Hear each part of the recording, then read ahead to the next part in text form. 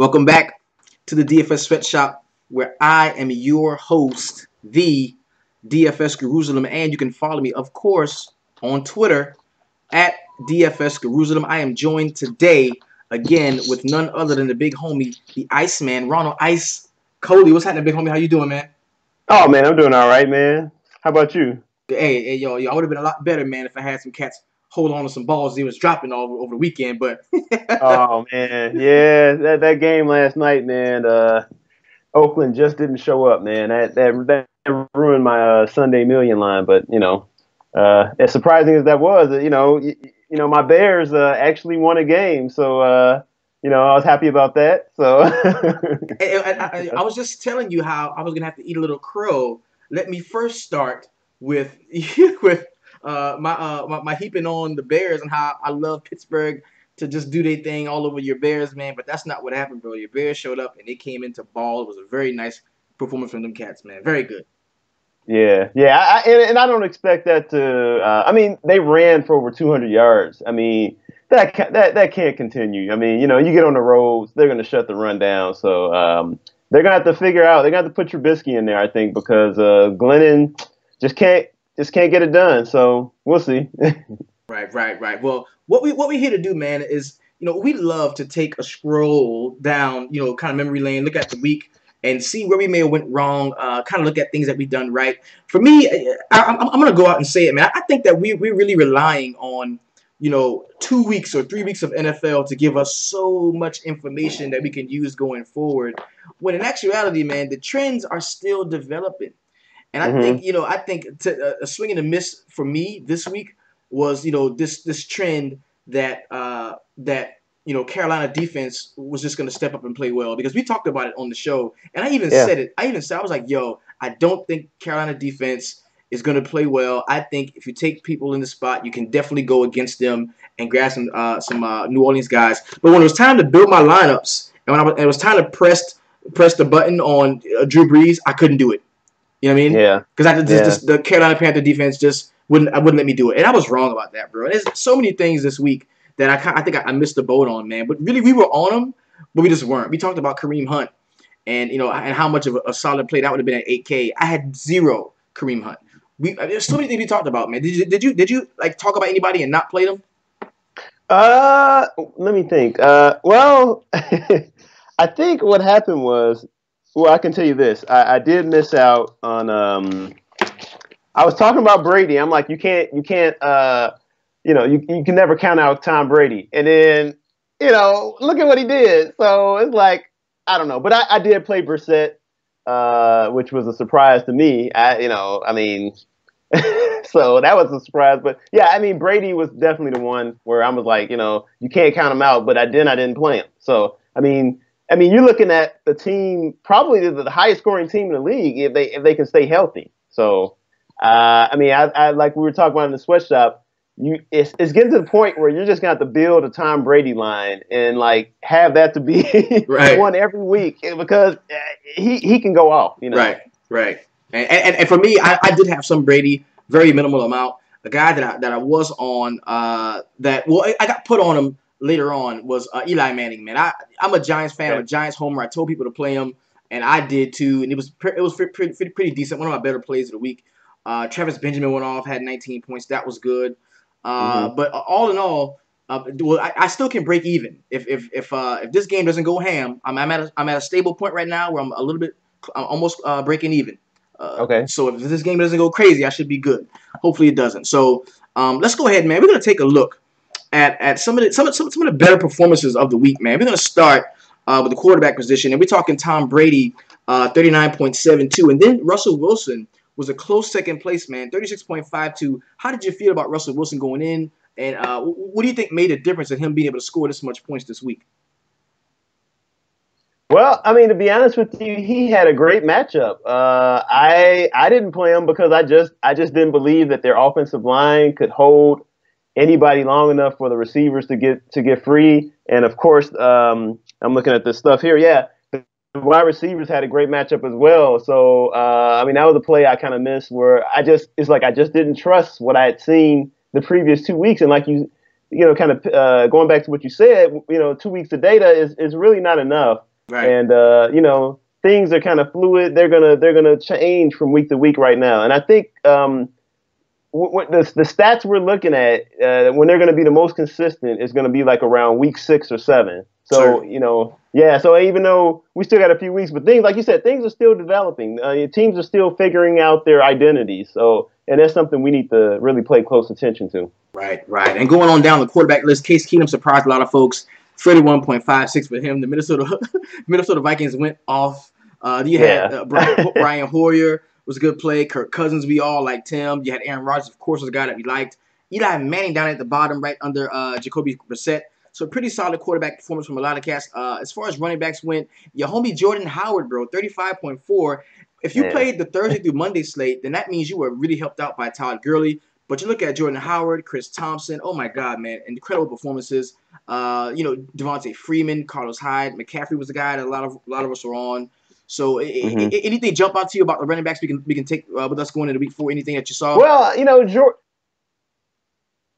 yeah, I think Jordan Howard, he's got a matchup coming up this Thursday.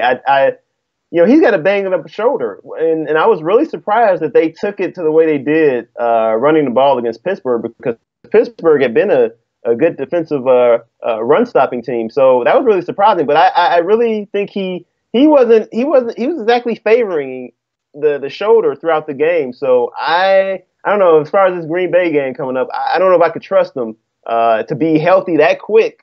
Because NFL players, I mean, they only have 3 days to prepare for this game. I mean, Right, that's not enough time to heal. So, right. as far as he goes, yeah, I can't trust him this Thursday against Green Bay. But I tell you what, Devontae Freeman, this guy is a fantasy guy, man. No one ever picks him, and he's always there in that screen. So, That's right. that's the guy we got to look at, man. Definitely. Moving right along, man. To the wide receiver position, you had the homie Stephon Diggs, man. Yo, every time this dude has a huge game, I never find a way to play him. And you follow that up with Brandon Cooks, Sammy Watkins, of course, from the Thursday game. T.Y. Hilton, those of you that played Brissett probably paired him with Hilton was a good idea. A.J. Green, I wasn't as gung-ho about Green as everybody else was, but I ended up having a ton of exposure to him, as did Antonio Brown. He was probably my favorite play of the slate. You had Doug Baldwin and the homie Sterling Shepard got in and Yeah. outscored. And right under Sterling Shepard is going to be Odell Beckham in this. It should be in this graphic, but this is very very solid output for wide receivers. Some of them that we didn't see coming, some of them that we should have been on. What would you think about the wide receiver play this week? Yeah, Diggs definitely surprised me. Case Keenum, who would have saw that coming? It's one of those. I mean, Diggs, he's a great home player. So this much is for sure. So I guess maybe we can't count him out at all. Depending, no matter who's the quarterback, because he's going to play well at home, it seems, and they have a real home field advantage. And Brandon Cooks getting on track was not a surprise. A lot of us were on him because we figured there's no way he's going to go 3 straight weeks without scoring. So, and then of course AJ Green, the same thing. And then Doug Baldwin had a good matchup. So a few surprises, but not overall. These were some guys that a lot of us were on. Now, did Antonio Brown get in the end zone? Because if that's the Yeah, he case, did. then that Yeah. means out of all of these cats, man, there's like the first touchdown of the week was Doug Baldwin was the first TD of the season. Antonio Brown, AJ Green his first TD of the season, I believe. T.Y. Hilton Yep. had his first one. Of course, Sammy Watkins had his first one. Brandon Cooks had his first one. Yo, that's crazy. And that's Yeah. something No. we talked about that. We definitely talked about that. Cool, Yeah. cool. Yeah. Well, let's move right along, man, to the last position, the skill joint we're talking about is going to be the tight ends.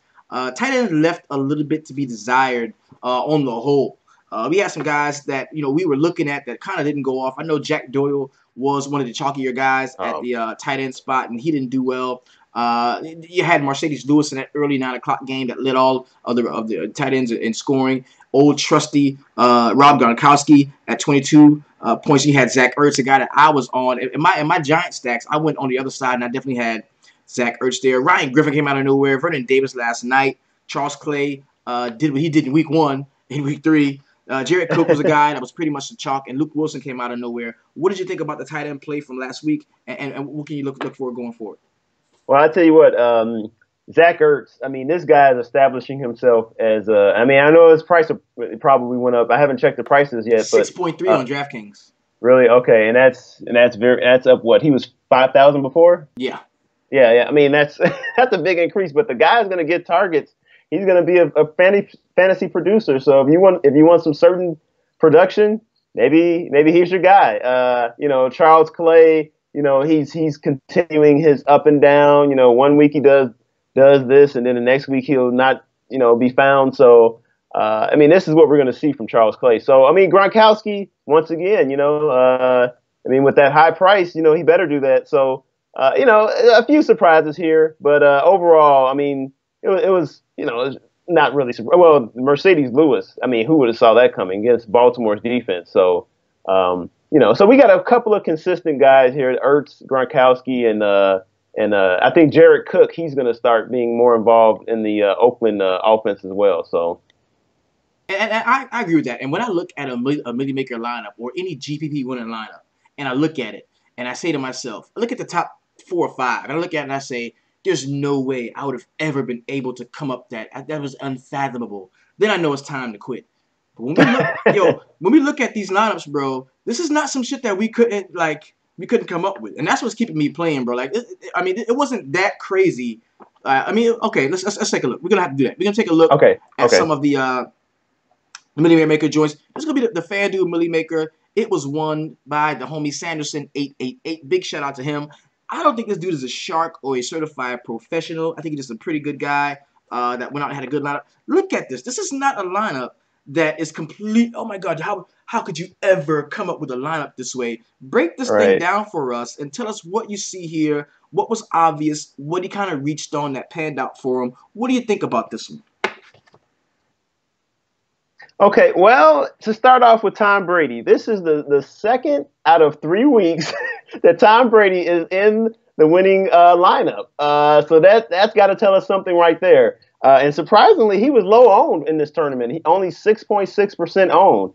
So that was kind of surprising, to be honest with you. I mean, true, he was going up against the Houston defense, which I thought was better. I mean, they were ranked basically third, giving up the third least points to quarterbacks. So that was probably a deterrent. But as I said, Brady, he can do it. He can do it. Any matchup, he's matchup proof. So definitely that stood out. And then McCaffrey is a guy who was in a really good matchup. I mean, the Saints were giving up the third most points to running backs so far. So that was not really a reach at all. And he was relatively low owned at 8.9% in this tournament. And then we want to go down to Dalvin Cook. I mean, the guy you've seen him run. He's a good runner. So, I mean, even though Case Keenum was the quarterback, I guess it doesn't matter because he was able to really go off, and he was only 5% owned and at $6,500. Tampa Bay only had 1 game, so you can't really look at the stats in terms of how many points they give up to the running back. So going down to receiver, you had Brandon Cooks. So obviously, if you have Tom Brady, you want to get in the stack, you want to get someone else to go with him. So Cooks probably was a natural thing to do here. He was relatively low owned as well, 5.9%. He hadn't done well in the previous week, so you figure he had to bust out of it sooner or later. Right. Yeah, and then next you got Diggs. This guy is just awesome at home. I mean, what more can you say? I guess, like I said, he might be matchup proof at home as well. Right. Because I mean, Tampa Bay, like I said, once again, they only played 1 game at that point, so you can't really trust the stats there. And then like I said, always being at home is always a positive for a team. So this now we're coming up to Sanu. That was a guy I can say that I probably wouldn't have been on at all because everyone was talking about Julio. But Sanu, even though he didn't score that many points here in his lineup, he was still kind of like a low price guy at 5,400. The Detroit Lions were giving up the 10th most points to wide receivers. So, I mean, that wasn't a stretch, I guess, if you really look at it that way. And then now we get to Gronkowski, who was a part of this stack. You hear a lot about quarterback, wide receiver, and tight end stacks. So this is proof, but at 8,400, that's quite a steep price to pay.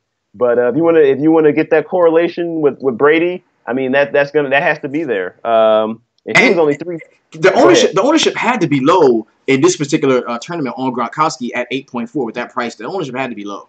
Yeah, 3.8%. Wow. Yeah, 3.8%. So, I mean, it's not surprising that he did well, but at that price of 8,400, you need him to get what he got. So, Right. I mean, that helped out.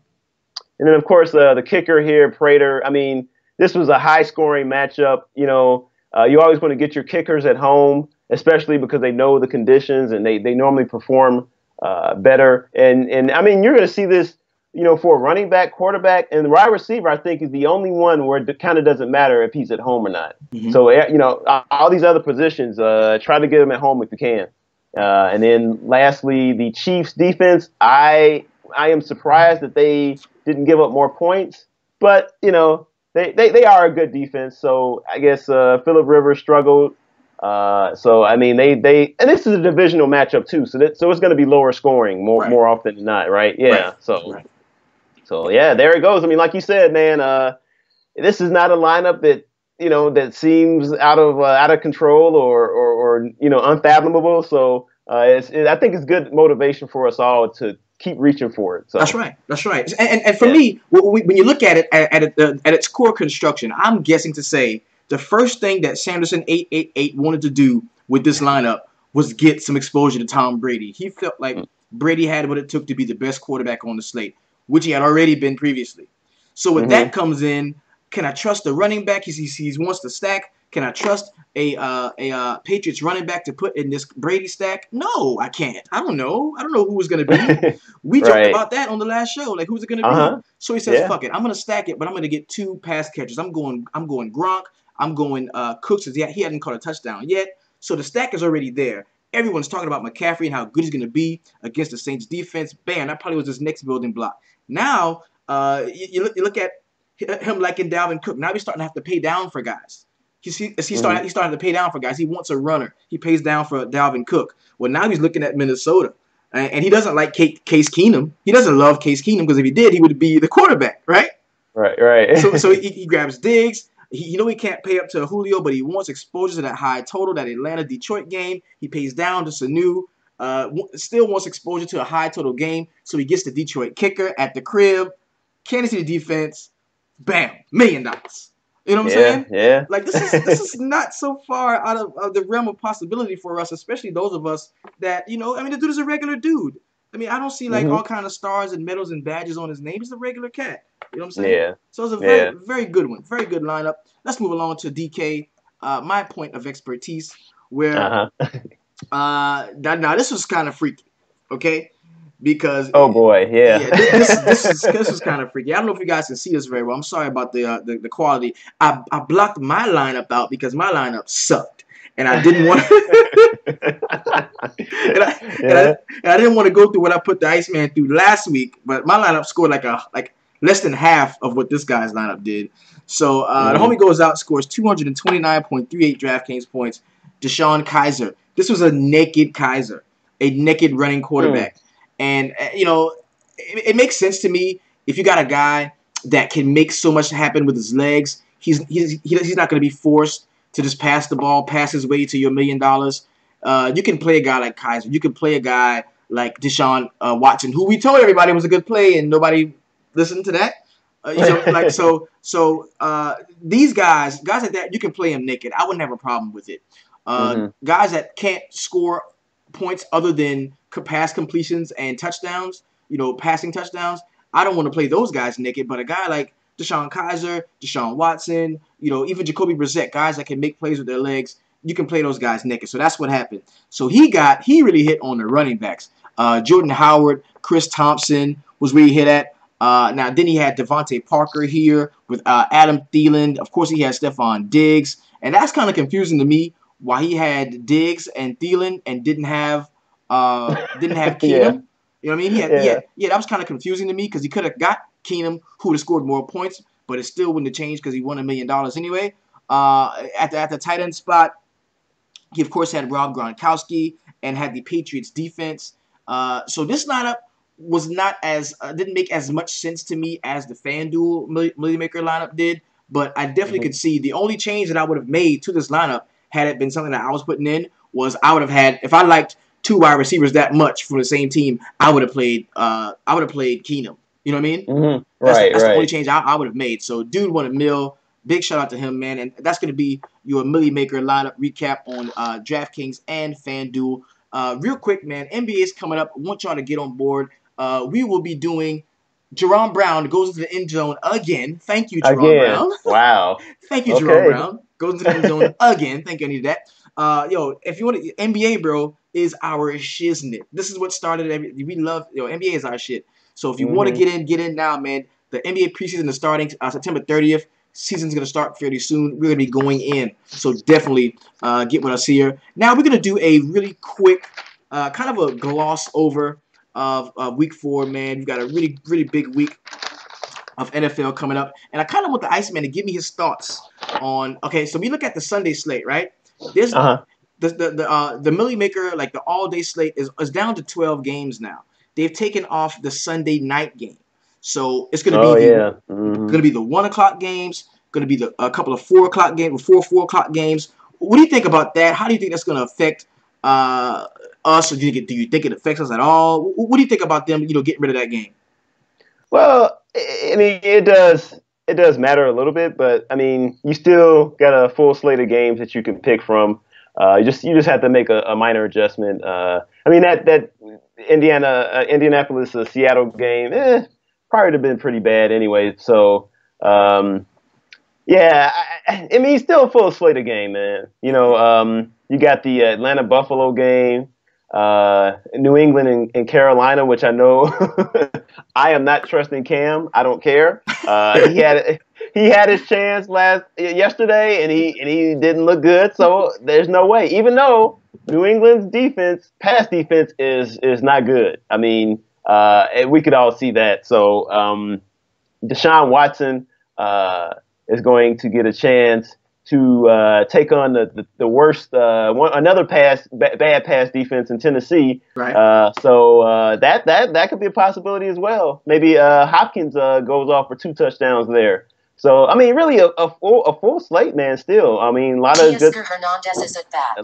of good picks to still make, and I'm really excited. I mean, I know New Orleans could, they're going to Miami. We saw what they can do. It doesn't. I mean, obviously they're better at home, but I mean, they could still put up 27 points pretty easily. Right. And just to talk about a few games that we do, we're gonna be liking, man. I'm gonna go out and go ahead and target a few games. Now, of course, this is gonna be the Thursday through Monday, the full week coverage. There's a couple of games that just really stand out to me, games that I really like right off of the bat. We don't have the point totals for every single game, but there's a few of them that I really do like. And the first game, one of my favorite games on the stage, is going to be the Buffalo-Atlanta game. I really like that one. I think that's going to be a really nice scoring opportunity, not only for the Atlanta side, but also for the Buffalo side. Now, one thing I like about this is we're going to get the Falcons at home, where they're just going to be better at home than on the road. They're just going to be better at home. I think that's already solidified. Like we talked about Devonta Freeman already, a guy Oh man, priced still at 7.3, very decent. It's a really stackable offense here. We got a 48.5 point total with a negative 7.5 going in favor of the Atlanta Falcons here.